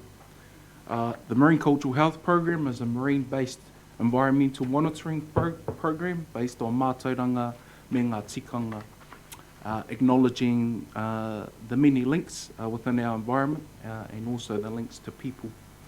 At the core of the Marine Cultural Health Program is a cultural monitoring framework, a new and innovative framework that we've created as a part of our journey in establishing this program, and this is what I'll share with you today. But to kick things off is kōrero that really launched the Marine Cultural Health Program, and it's the protection of Pānia, the sea maiden. So here's her story.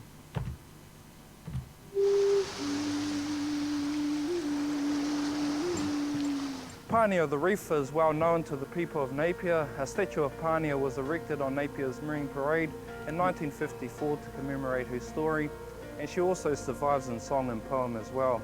Pānia today is known as a ledge or reef of rock, commonly known as the Napier Breakwater, which is located approximately 4 nautical miles northeast. This was the home of Pānia, who was a beautiful sea maiden with long brown wavy hair and shiny smooth skin.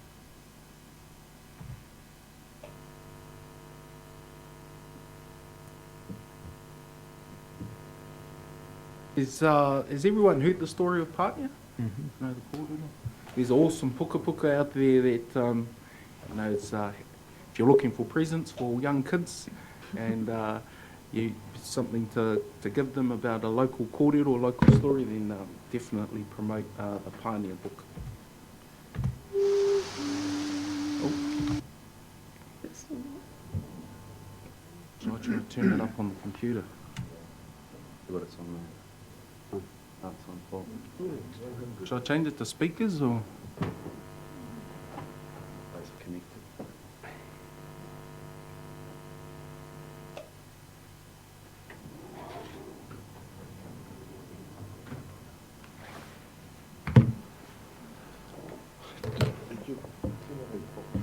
Joy? Pānia. 10 of the books. Yeah.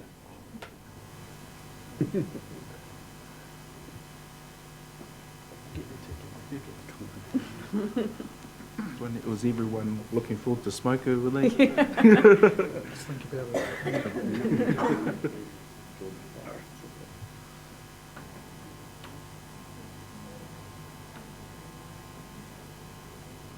COVID case.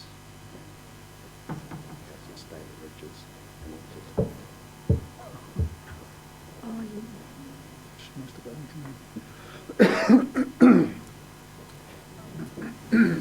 Okay, Nana Lee. Everything up, but I've just asked Ike to come down. Yeah. Try the speakers Just on the play- system, see what it does. Just, yeah, maybe just play it as it is. Can you turn your speakers up flat out? Yep.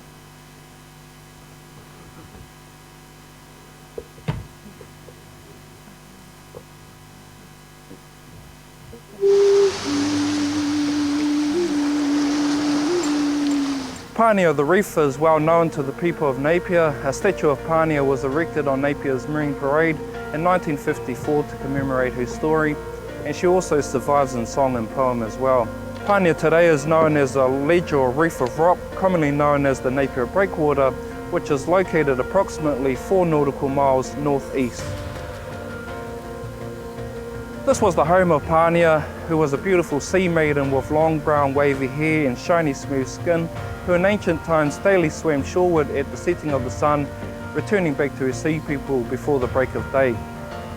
While on shore, Pānia used to play among a clump of harakeke or flax bushes next to a freshwater spring called Tuhina Po, which was located at the foot of Hukarere Cliff, close by the sea. One evening, a rangatira or a chief by the name of Karitoki, who lived in a nearby pā, became thirsty, so decided to get a drink from this freshwater spring.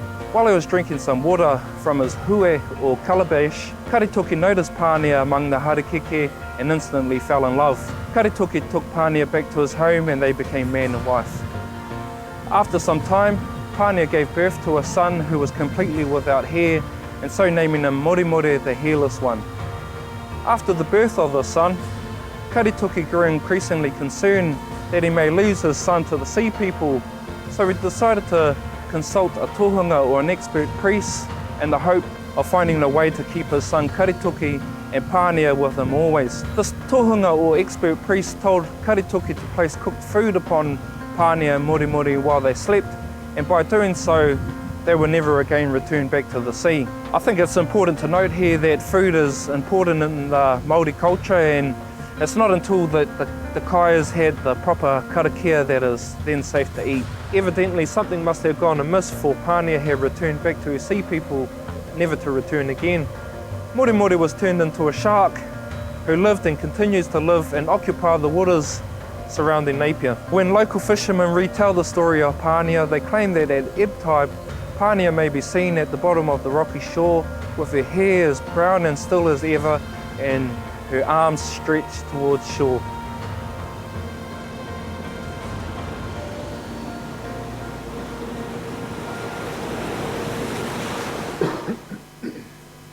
So that lays the foundation of the Marine Cultural Health Program, the protection of Pānia Reef. So a bit of background of how the Marine Cultural Health Program come to be. 2016 there was a kōrero between mana whenua and the Napier Port and building a new wharf, sixth wharf. Fast forward a few years and cultural impact assessment was undertaken, and there was recommended that a Marine Cultural Health Program be established. That was entrenched in the resource consent. Hearings were held, the consent was granted. Then there was the employment of myself at the Napier Port, the establishment of a mana whenua steering committee, and then a volley of hui, wānanga and huia hapu in establishing this program. So it's taken about 1.5 years, 2 years to create Tangaroa Tohu Mana, Tangaroa Tohu Mauri Marine Cultural Health Program. This is the committee that had driven and led the design of the Marine Cultural Health Program, so made up of marae, hapu, mana whenua entities. So the purpose of the Marine Cultural Health Program is to monitor and report on the marine environment through a tikanga, mātauranga me tikanga monitoring program, to ensure the health of Pānia Reef and to work in partnership with the Napier Port. We also had a kaimātai rōpū made up of a few familiar faces up there, and so we helped with the design of the framework. During our journey, like I said, we had 17 hui, 5 wānanga, huia hapu, so a lot of hui and a lot of conversations around what this program could look like.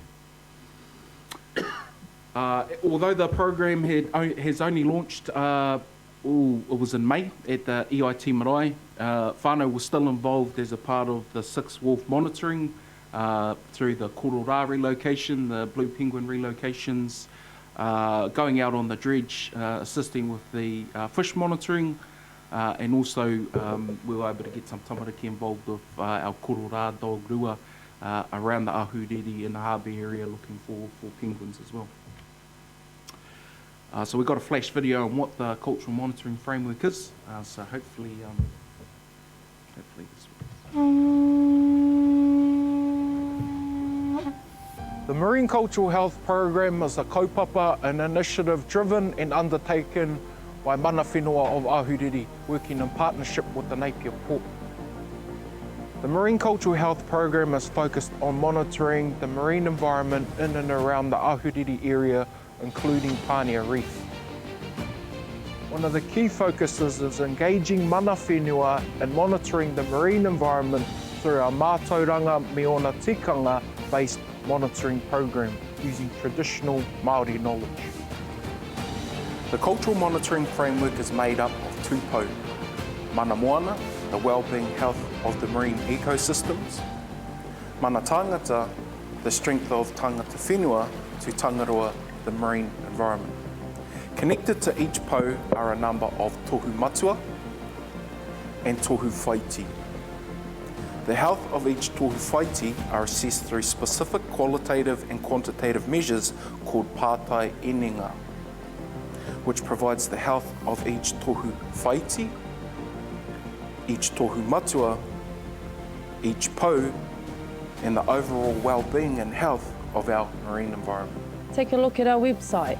It's informative and packed with heaps of information and interactive kaupapa regarding our marine cultural health program. So that's an overview of what the marine cultural framework is.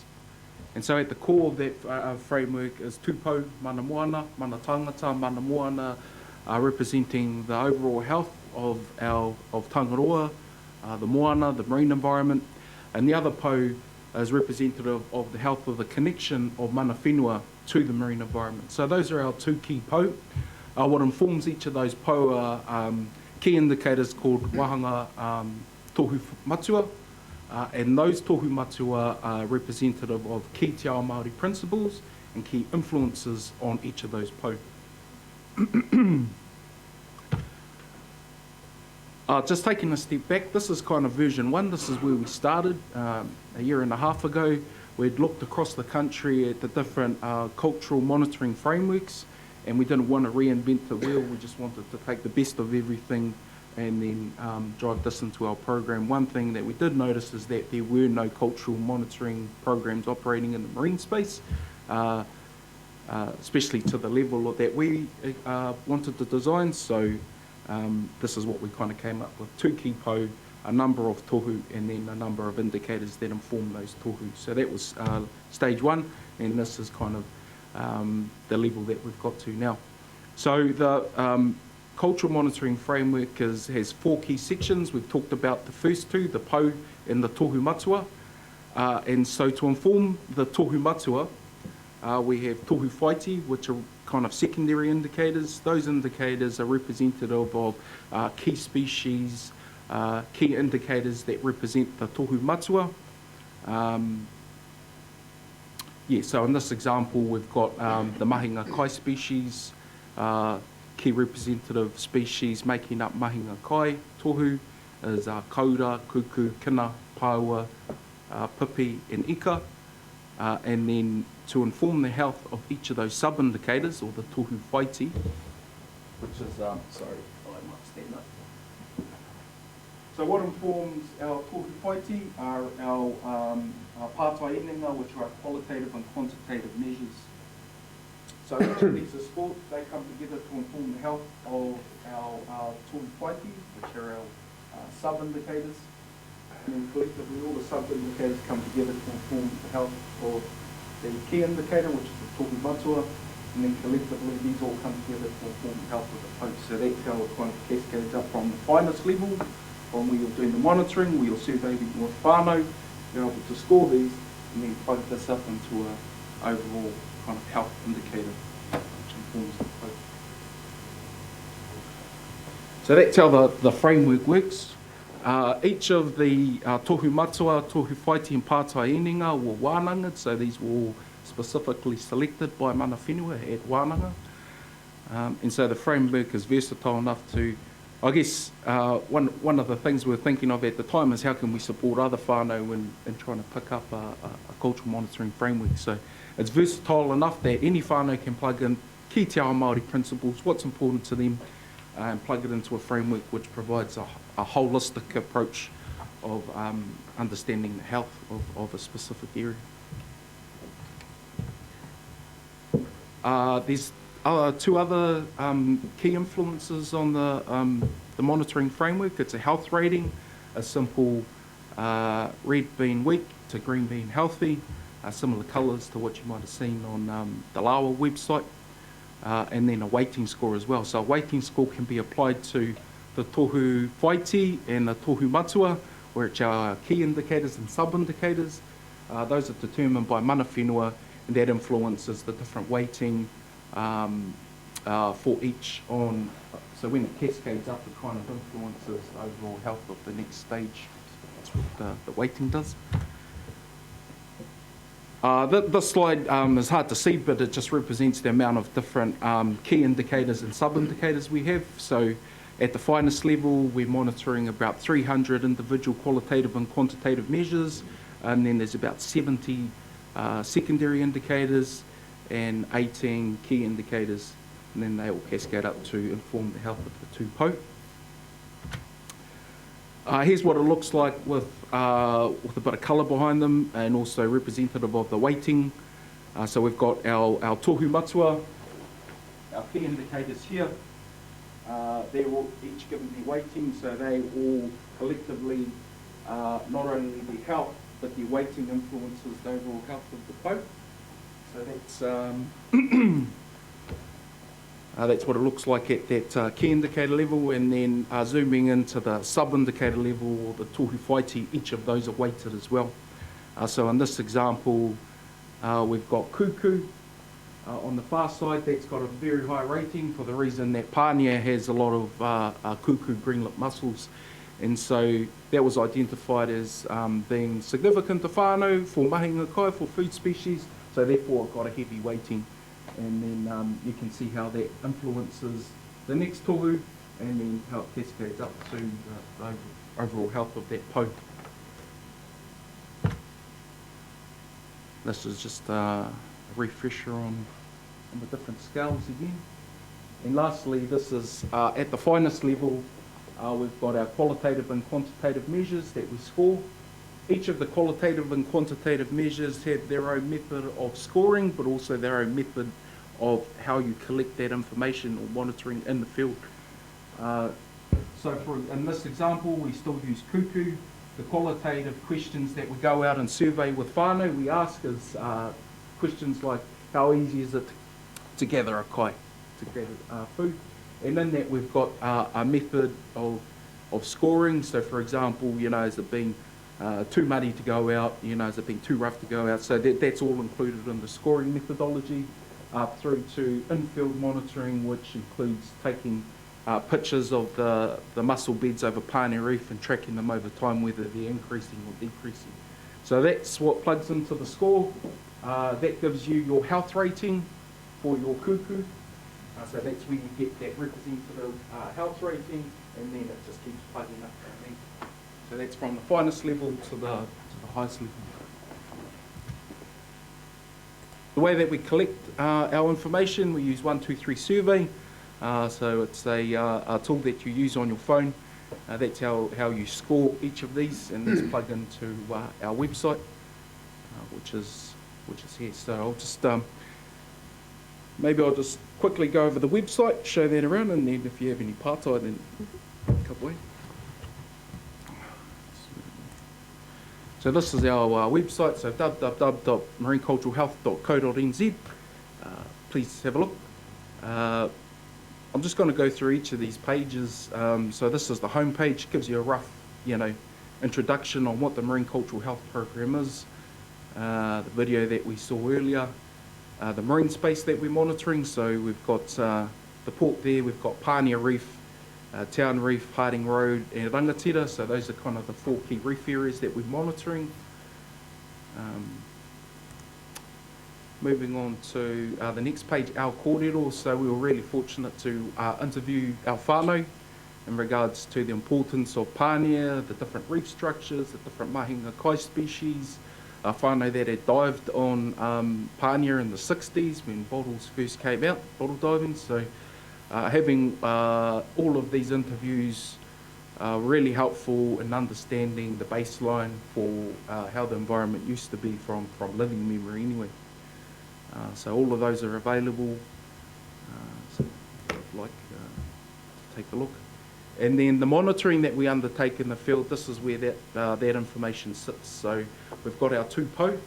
The different colours that we've got coloured here at the moment is just an example. So we actually completed this or launched this program in May, so we're in the process of gathering a lot of the information. So the different colours you see here at the moment isn't representative of the actual health.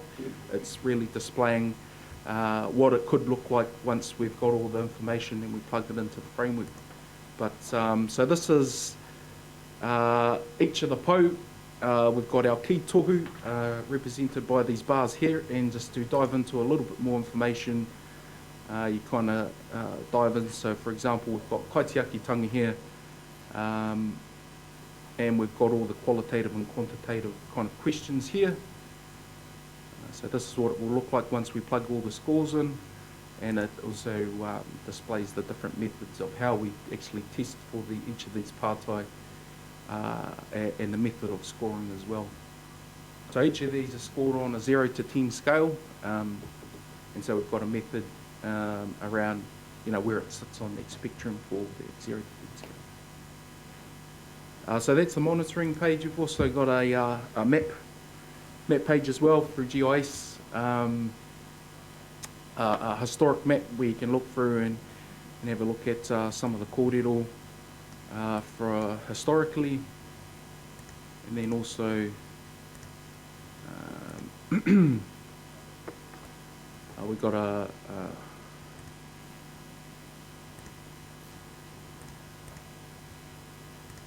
map of Pānia. We're going through some teething issues at the moment, so anyway, hopefully we'll sort that out. There's an about page, so the kōrero that I just gave earlier about what the different po mean. Some of our mana whenua actually drew these po, and there's a story behind each of these figures inside the po. So take a look. There's a lot of information and background gone into the actual design of the po and the meaning of each. And we will have research underway in the next 6 months or so as well, looking at how we can further enhance the marine environment, looking at like te koka spat ropes and things. If whānau can weave te koka flax and put it in as muscle spat ropes and things like that. So, that's what the Marine Cultural Health Program is. We've established a mātauranga me ona tikanga based monitoring program that takes in that we've created a framework that is able to take in or connect in lots of different tohu or mes in the environment to give us a holistic picture of the kia ora.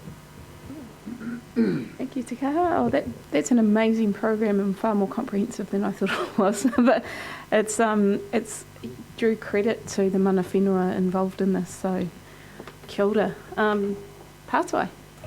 Nā mihi ki a koe, PK, and he pātai tai tāku, but I'll just give one question or two maybe. What Haniwai said, really impressive. The question I have is how innovative did you need to be, like working from the ground up, or were you able to adapt frameworks that have been applied in other contexts, or did you really just blue skies this and put it together for this bespoke purpose, is the first question. The second question is, how adaptable do you think this might be? I've been sitting on the Wairoa River discharge case, and cultural monitoring frameworks are a big issue there.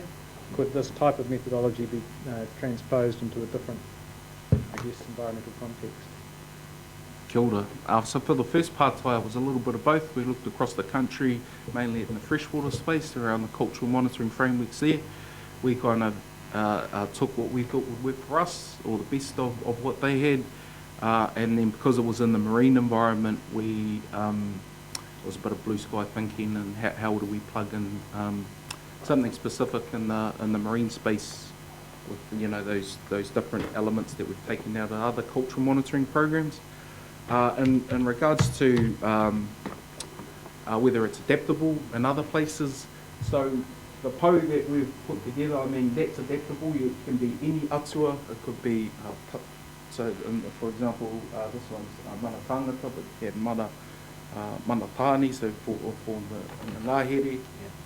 And then the tohu matua, a ki te ao Māori principle. So any whānau can be like, this is what's important to us, this is what the key influences on their po are. And then the next level down of the tohu whaiti, so they represent the key indicators of the connected indicators. So any of those species can be changed out for what's important to whānau. And then the qualitative and quantitative pārtai can be specific to. So really, it's the framework that's there that can, any whānau, if they'd like, can pick it up and plug in what's important to them, including the weightings as well. So the weightings the whānau can put on at each of those levels as well. Is the weighting and the rating, the issue of weighting was the point that issued me, and I saw the scoring from the questions for Kuku and Pipi and Ika and Kina to 30 out of 60, so it was yellow, right? Is that a weighting or is that a rating? In other words, does that influence the decision more than its raw score, which would be a weighting, or is that saying we've arrived at that is in the mid-range of average condition? Is it a weighting or is it a rating? So if I think I understand it properly, there's a health rating based off the score, and then it's the weighting and the rating that influence the scores going up. Okay. Thank you. Councillor Curtin. I just wanted to understand if or there is an intention to introduce monitoring in real time, and I'm referencing today's article in the newspaper where shellfish is prohibited. So have you got, how do you pull together, for example, MPI monitoring shellfish at Pania and a regional council are as well. How do you pull all of that real-time data in and either communicate that out, or how does it affect the pattern of the health of the coastline?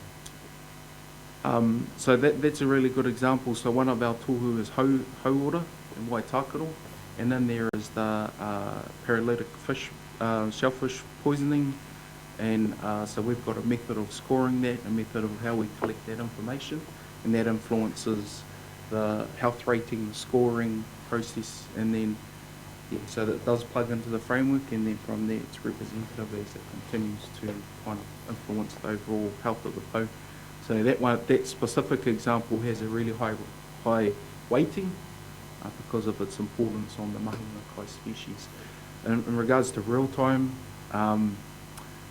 because we're doing in-field monitoring and plugging in the information, I think twice a year at the moment is what's being planned. Yeah, I'm not too sure if we'll get it real time yet. I think at the individual question level we could, but we're still working through it. So new that I think we just got to work through putting in the information. But I think that's the objective, is to try and get it as real time as possible. Yeah, it looks like a great tool, and it just occurred to me in terms of informing whānau that there's a problem. You think it can do that or does do that? It can do it. Mm-hmm. Yeah, it can. At the moment, it's still in its teething stages, but that's our expectation. Councillor Barker. Two questions. Could you just elaborate on the relationship with Napier Port? How that works? And secondly, does your work here loop in with the regional council, and regional council does its work loop in with what you're doing as well? Are they standalone things, or do each help inform each other? Support each other while you do things? It seems to be that the relationships could be quite important here. So the relationship with the Napier Port is the partnership agreement. So there's the Mana Whenua Steering Committee that work with the Napier Port, and the Napier Port is supporting resourcing, the establishment of the program, and then ongoing monitoring. So that's kind of where the partnership sits between Mana Whenua and the port. In regards to HPRC and some of the monitoring that's been undertaken, some of the qualitative questions takes the results of Hawke's Bay Regional Council monitoring and plugs it into qualitative questions. So we've adapted monitoring from HPRC, from MPI, from Napier City into the framework, knowing that we didn't want to. Yeah, there's lots of information there already, so we've done our best to try and plug that into the framework.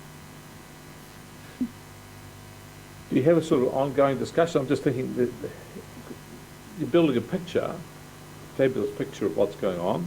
We should all learn from this, and we should all be, informing each other about it. So I just want to see how it's starting a conversation about the marine health, the health of our environment, for us to do things better and make improvements. That's what I'm trying to get to.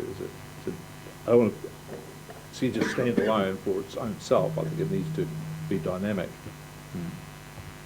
Well, one thing that I think would make the program resilient is that if it was somehow adapted into the monitoring programs that are operating with either through the state of the takiwa, or state of the environment monitoring, or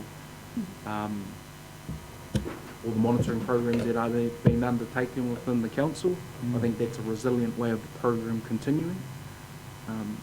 So that would be something that I think we'd be advocating for the mana whenua group. Can I ask maybe James or Ian how we can support this program and maybe adapt and develop it in a way that HBRC can either support or not utilise, but it looks like a tool that could be developed. Kia ora, and Chair, yes, absolutely, and look, fantastic to see. I haven't been directly connected to this, but enormously powerful bit of work when mana whenua are left to work for themselves, to figure out what works for them. And that's obviously the holy grail for us as well. What's the role we can usefully play in supporting this? It's not for us to take over it and run it. It's how do we support it? How do we provide information into cultural monitoring from a Western science position that helps tangata whenua do the work they need to do? Equally, to Councillor Barker's point, it's useful when we can understand what it's telling us in terms of what we need to do in our world to sort of address the issues that crop up. And look, this is something that regional councils across the country are kind of grappling with and trying to work out. We've done a similar piece of work, or we've supported a similar piece of work with the Hiritonga Tai Whenua in the freshwater space. And we're sort of in the process now of working out, what's our role to play in going forward in this. So I know Anna's been connected into this on the fringes, and I think we're very interested in understanding what we can do to support it, recognising that this sort of approach ultimately would be good to see across the whole coast, but that's for every Maori to work out themselves in terms of what that looks like and how that works. So it's kind of a roundabout way of saying that, it's very difficult for us to kind of say we're going to do exactly this, but we're very supportive of these things, and it's just we need to partner and talk about how we can add to it. Perhaps to add to that, and this comes off the back of the work that Ian mentioned in regards to Mauri and Mauri, the development of that tool. So this is an illustrative insight in terms of Mātauranga Māori, which becomes part of Te Mano o Te Wai and a lot of our RMA reforms moving forward. There is a need for these to be brought together to better understand, not only from a tangata whenua perspective, but also to work that alongside Western science to come up with the right picture. Another question is, with the kotahi plan, working through that, and how would something like this be able to fit into the kotahi plan at a level? Probably if I could. I think this is a great example.